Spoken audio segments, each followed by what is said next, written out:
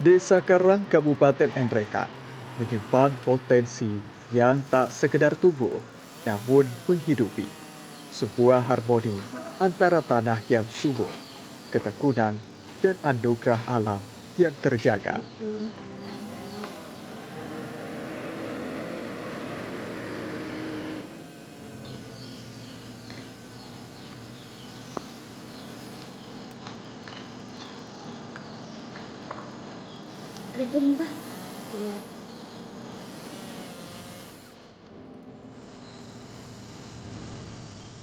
Desa Karang membudidayakan alpukat yang terus berkembang dari tahun ke tahun. Budidaya tersebut didukung kondisi tanah yang subur dan udara pegunungan yang sejuk, sehingga tanaman alpukat tumbuh dengan baik di wilayah Nrekang. Alpukat pun kini menjadi ikon baru kemandirian ekonomi di Desa Karang. Tak sekedar menanam, para petani Karang memahami betul karakter tiap pohonnya. Dari perawatan rutin hingga masa panen tiba, setiap buah adalah hasil dari ketekunan.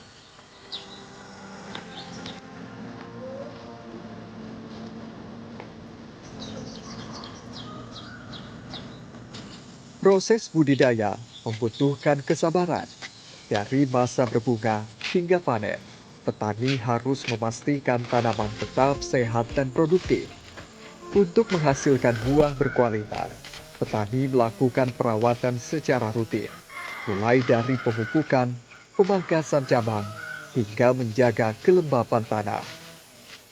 Jenis yang dibudidayakan di sini adalah alpukat aligator, yang dikenal memiliki ukuran besar, bentuk memanjang, dengan daging buah yang tebal dan lembut.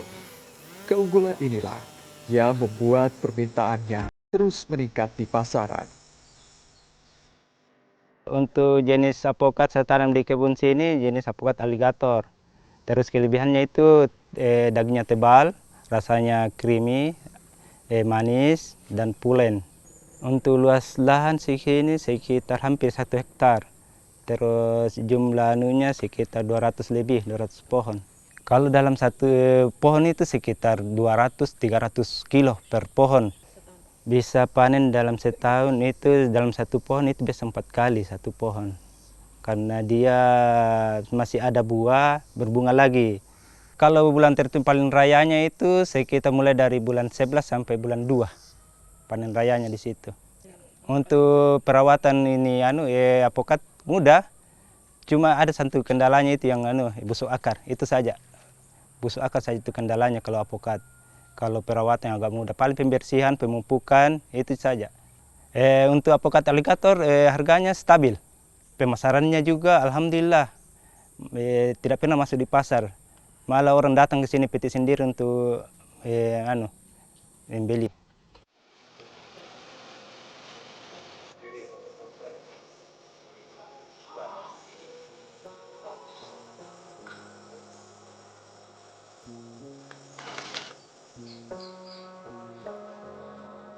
Saat memasuki masa panen, setiap buah dipetik secara selektif untuk menjaga kualitas tetap prima hingga sampai ke tangan pembeli. Dengan ukuran yang bisa mencapai lebih dari 1 kilogram per buah, alpukat aligator memiliki nilai jual yang tinggi di pasaran.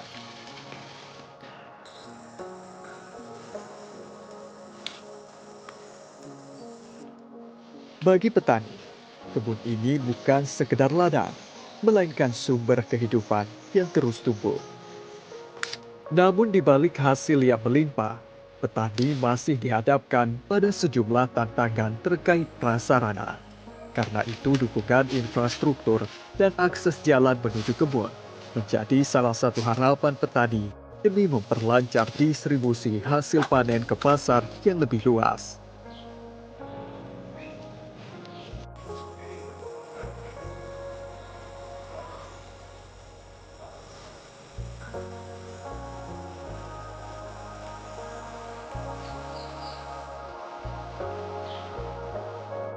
Bibit yang saya tanam ini jenis aligator, saya dapatkan dari Dinas Perkebunan Nrekang pada tahun 2025.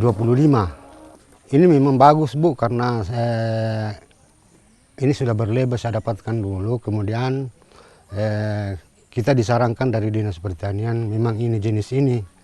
Karena memang kualitasnya bagus, isinya juga bagus. Saya tanam sekitar 300 pohon. Tahun ini saya dapat sekitar 3 ton. Kalau pemasarannya ya di rumah saja Bu, tinggal tunggu pesanan. Kalau ada yang pesan macam 1 kintal, 2 kintal baru kita ambilkan. Pemeliharaannya Bu susah-susah gampang karena mulai dari anunya, pembibitannya, saya semua yang yang handle Bu, kemudian penanamannya apanya. Cuma persoalannya hama, jalannya juga akses jalannya ke kebun karena masih jalan begini Bu, masih jalan tani begini, belum ada pengecoran apa. Jadi saya minta kepada pemerintah setempat bisa memperhatikan akses jalan ini. Kalau harapan saya kepada pemerintah, cuma ini akses jalannya Bu, ya karena kita ini setengah mati angkat hasilnya dari sana Bu, ya kita pakai taksi saja, ya. Karena bukan saya sendiri, banyak yang teman-teman petani di sini, petani karena memang kita targetkan bahwa Kecamatan Cendana, Desa Cendana bisa sebagai penghasil alpukat yang se-Indonesia. Hasil panen berkualitas ini pun siap menjangkau pasar, membawa nama Karang ke meja-meja konsumen di luar sana. Dengan potensi yang terus berkembang, desa ini memiliki peluang besar menjadi sentra produksi alpukat, khususnya alpukat aligator di Kabupaten NRK. Dari lereng pegunungan Desa Karang, alpukat aligator tumbuh bukan hanya sebagai komoditas unggulan, tetapi juga sebagai harapan masa depan masyarakat desa.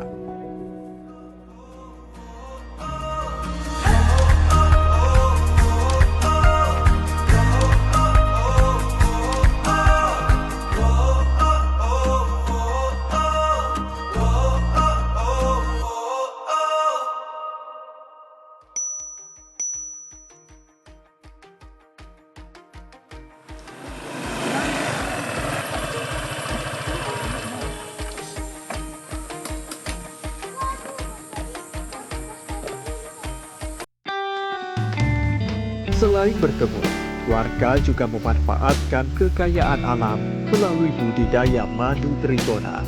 Di sela rimbunnya kebun, tersimpan pekerja mungil yang tak kenal lelah. Lebah madu trigona tanpa sengat namun memberikan khasiat luar biasa. Ketelatenan dalam merawat koloni ini menghasilkan madu murni dengan cita rasa khas, sedikit asam namun kaya akan nutrisi dari vegetasi alami Karang. Budidaya madu saya mulai pada tahun 2020 pada saat itu COVID. Karena kopi pada saat itu kebutuhan madu sangat banyak. Itu tentang kenapa saya tertarik tentang trigona, karena itu sebagai penyerbukan bunga alpukat. Yang kedua bisa madunya kita bisa ambil jual juga. Terus itu ada namanya bipolen di dalamnya, sama ada namanya propolis juga di situ ada di dalam. Untuk kelebihan madu trigona, dia mengandung bipolen. Itu bipolen bisa mencegah kanker, terus asam lambung, bisa juga untuk kecantikan jadi masker. Dan kedua ada juga namanya di situ ada propolisnya. Di dalamnya ada propolis. Nilai gizi dari madu trigona lebih tinggi dari madu hutan atau madu lainnya. Untuk jenis lebahnya itu berbeda. Jenis ini kalau madu trigona jenisnya kecil, tidak menyengat dibandingkan dengan madu hutan menyengat. Di situ kelebihannya. Untuk koloni pada saat ini kalau sudah ada sekitar 100 tutup. Proses panen kepada paling bagus pada saat musim bunga. Untuk kalau musim bunga bisa dapat 2 botol atau 1 lebih liter, 1 liter lebih dalam satu koloni. Dilihat kita buka toppingnya, dilihat kalau sudah banyak kita panen. Harapan ke depan untuk bagi pemerintah desa atau kecamatan untuk selalu membina kita atau kasih alat-alat seperti itu proses ekstrak bipolen, propolis, kita tidak ada yang punya. Tantangan untuk membudidaya budi trigona itu panas. Tidak mau kalau terlalu panas. Solusinya untuk panas itu kita tidak terlalu karena kita simpan di bawah naungan, di bawah pohon untuk mencegah itu panasnya. Harapan saya untuk tentang madu trigona ini pemerintah mulai dari tingkat desa sampai tingkat atas bisa perhatikan tentang cara mengekstrak bipolennya, propolisnya, karena kita di sini belum ada alat. Jadi kalau bisa ya kasih atau pelatihan lah untuk mengembangkan tentang trigona ini.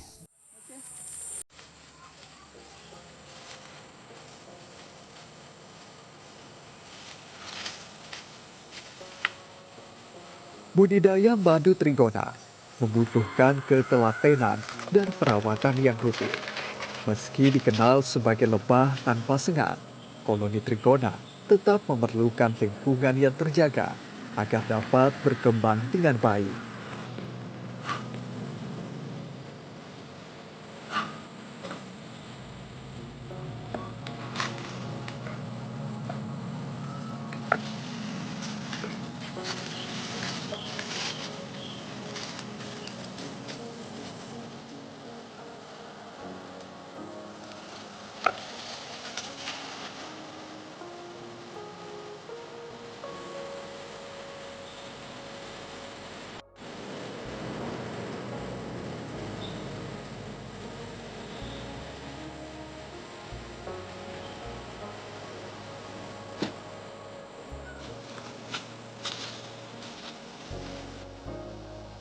Ketersediaan tanaman berbunga di sekitar kebun juga sangat penting karena menjadi sumber pakan alami bagi lebah trigona.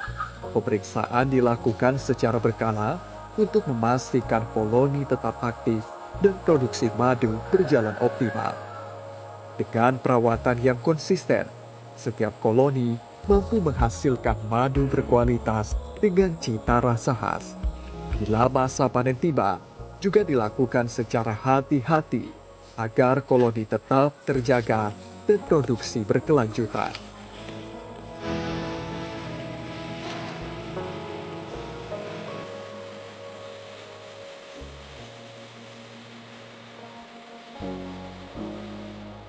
Madu trigona dikenal memiliki rasa khas dan dipercaya kaya manfaat bagi kesehatan.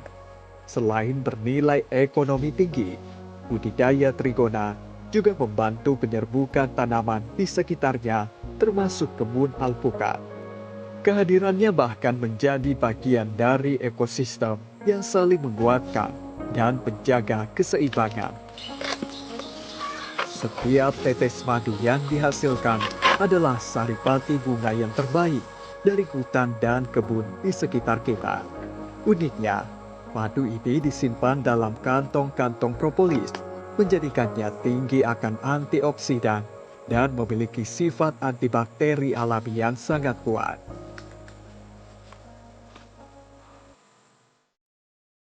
Untuk cara pembudidayaan madu trigona, awalnya kita cari di hutan. Terus kalau cari di hutan kita kasih masuk di kotak atau tempat pembudidayaan ceritanya. Terus kedua, kalau kita koloni sudah kuat, terus kita buka ada calon ratu di sana, telur ratunya bisa kita pecah koloni, jadikan perbanyak. Yang penting ada telur ratu di dalam situ untuk memperbanyak koloni trigona. Kalau untuk corong trigona itu indikasinya kalau sudah panjang berarti koloninya sudah kuat. Indikasi situ pasti di situ ada telur ratu di situ di dalamnya ada satu. Terus kalau yang masih kecil itu masih lemah.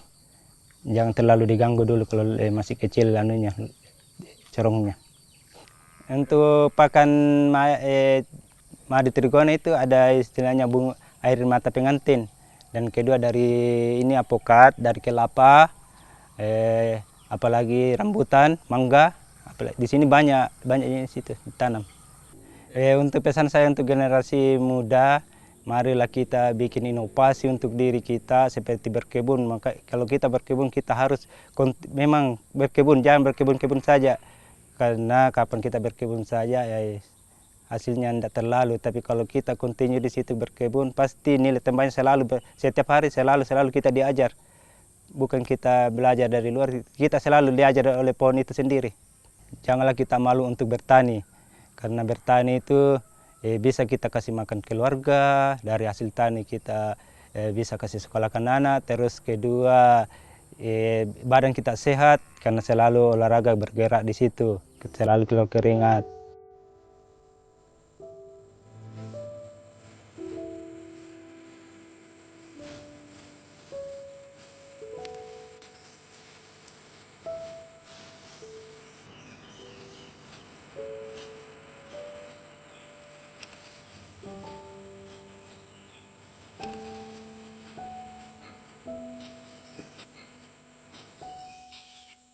Inilah yang disebut sebagai cairan emas dari karang.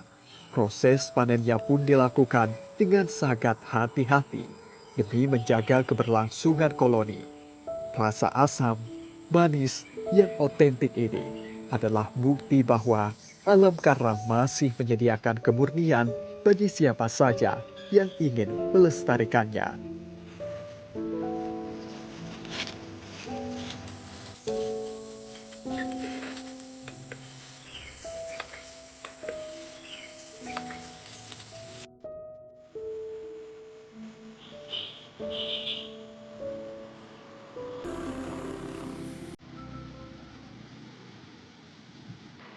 Tak jauh dari perkebunan, sektor peternakan menjadi pilar pendukung. Sapi-sapi di sini tumbuh sehat dengan pakan hijau melimpah. Ini bukan sekedar investasi, tapi simbol ketahanan pangan lokal yang terus diputar untuk kesejahteraan masyarakat. Saya menggeluti di sektor peternakan dimulai dari SMA. Awalnya saya piara satu, lama-lama kelamaan makin banyak dan permintaan sapi juga banyak meningkat dari kabupaten-kabupaten lain termasuk Sidrap, Pindrang, Toraja, dan Enrekang. Dan hampir tiap hari pedaging sapi menelpon mencari sapi untuk dipotong, untuk dijadikan pedaging yang untuk dijadikan bakso atau coto yang ada di kabupaten-kabupaten. Jenis sapi yang saya geluti di sapi Bali yang saya pelihara. Sapi yang saya ambil kadang belum sampai di rumah sudah laku. Jarang yang sampai di rumah, paling yang kalau sudah sampai di rumah paling tinggi 1 minggu sudah laku lagi. Jadi kadang saya posting saja lewat Facebook dengan WA. Kalau perawatan sapi sangat gampang karena di sektor perkebunan banyak pakan melimpah untuk pakan ternak sapi. Jadi waktu pagi dan sore hari saja untuk pakan ternak diberikan untuk sapi. Selebihnya itu jam 8 bisa masuk kantor. Kalau masalah pakan dengan saya, alhamdulillah pakan ternak saya karena jarang sapi saya yang kasih makan karena sering laku. Akhirnya pakan ternak saya jual di peternak lain. Tantangannya saya cuma itu malam saja karena sering pernah terjadi pencurian itu saja. Kalau tantangan, kalau yang lainnya alhamdulillah sangat gampang. Kalau di kandang ya sekitar karena terpisah saya simpan ya sekitar ada 9 ekor semua. Bahkan ada juga saya simpan di peternak lain sapi saya untuk digemukkan.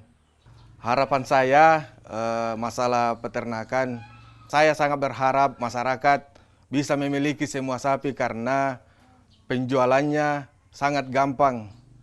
Jadi diharapkan masyarakat yang bisa dan ada lokasi perkebunannya diharapkan cukup 1-2 ekor saja. Karena penjualan sapi untuk masa depan anak sangat menjanjikan.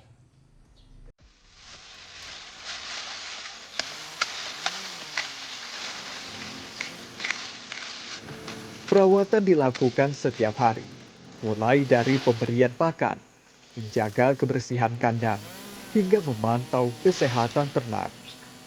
Bagi masyarakat, sapi bukan hanya ternak, tetapi juga menjadi tabungan jangka panjang yang memiliki nilai ekonomi tinggi. Saat musim penjualan tiba, hasil peternakan membantu menopang kebutuhan keluarga dan perekonomian warga.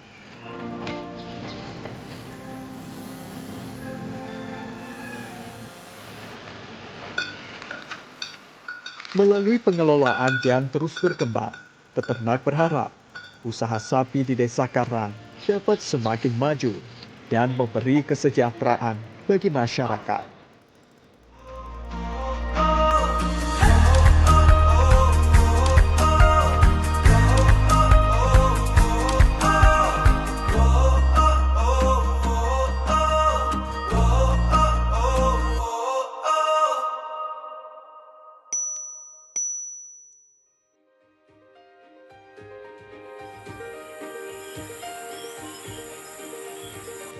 Tak berhenti di darat, potensi karang juga hidup di air.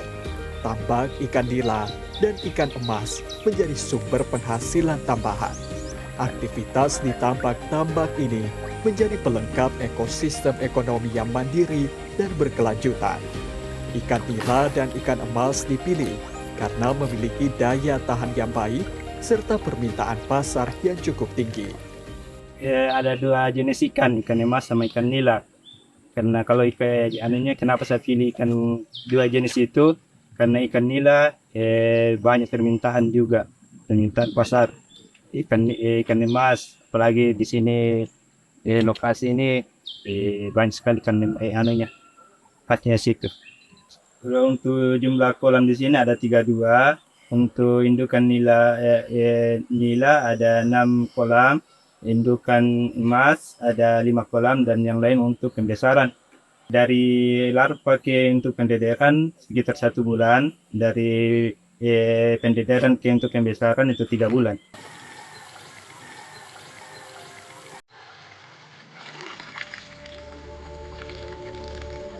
Ikan ini bisa tumbuh di air yang jernih dan terjaga suhunya. Untuk menjaga kualitas budidaya, petambak rutin melakukan pembersihan kolam. Pembersihan dilakukan dengan menguras air kolam, kemudian mengangkat endapan lumpur dan sisa pakan yang menumpuk di dasar tambak. Langkah ini penting untuk menjaga kualitas air dan mencegah munculnya penyakit pada ikan. Setelah kolam bersih, air kembali dialirkan untuk menjaga kadar oksigen dan kebersihan lingkungan hidup ikan. Dengan begitu, kondisi tambak tetap stabil dan ikan dapat tumbuh dengan baik.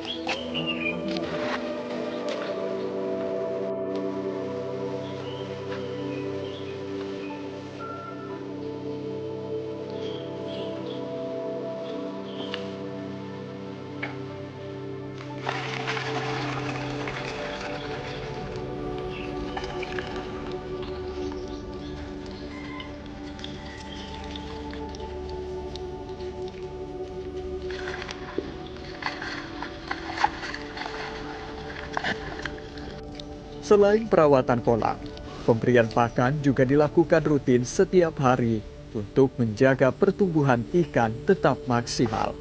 Takaran dan waktu pemberian pakan turut diperhatikan agar ikan tumbuh sehat dan kualitas hasil panen tetap terjaga. Dengan perawatan dan pemberian pakan yang teratur, budidaya tambak di Desa Karang terus dijaga agar tetap produktif dan menghasilkan panen yang berkualitas. Saat masa panen tiba, ikan nila dan ikan mas dipanen secara bertahap sesuai ukuran dan permintaan pasar.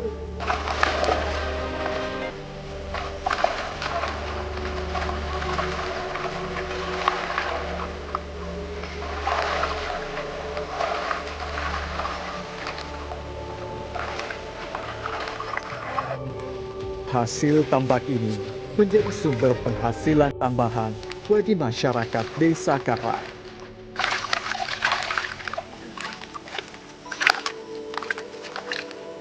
Melalui pengelolaan yang terus dilakukan, masyarakat berharap sektor perikanan tambak dapat semakin maju dan memberi manfaat jangka panjang bagi warga sekitar. Setiap hasil panen menjadi bukti kerja keras masyarakat Desa Karang dalam menjaga dan mengelola potensi alamnya. Potensi yang ada di desa kami yaitu Desa Karang, Kecamatan Cendana, Kabupaten Ngerekang, ada beberapa macam, tapi yang paling menjanjikan dan sudah digeluti oleh masyarakat Desa Karang yaitu alpukat sama madu tringgona. Adapun lain-lainnya seperti di bidang perikanan yaitu pengembangan ikan hias, pengembangan ikan nilas dan lain-lain itu sudah mulai juga dipasarkan. Mengenai pertanian yang ada di Desa Karang kami ini bermacam-macam, tapi yang masih dalam proses pengembangan ya masih beberapa hal. Tapi yang kami sudah merasakan hasilnya yaitu alpukat, karena sudah dipasarkan di luar daripada di Desa Karang atau di luar daerah, dan tringgona. Jadi kami selaku pemerintah desa mengharapkan ada keseriusan dan kesemangatan masyarakat bagaimana mengembangkan lebih fokus lagi ke depannya supaya kesejahteraan dan pendapatan masyarakat ke depannya lebih meningkat dan didukung oleh potensi-potensi yang ada di desa kami.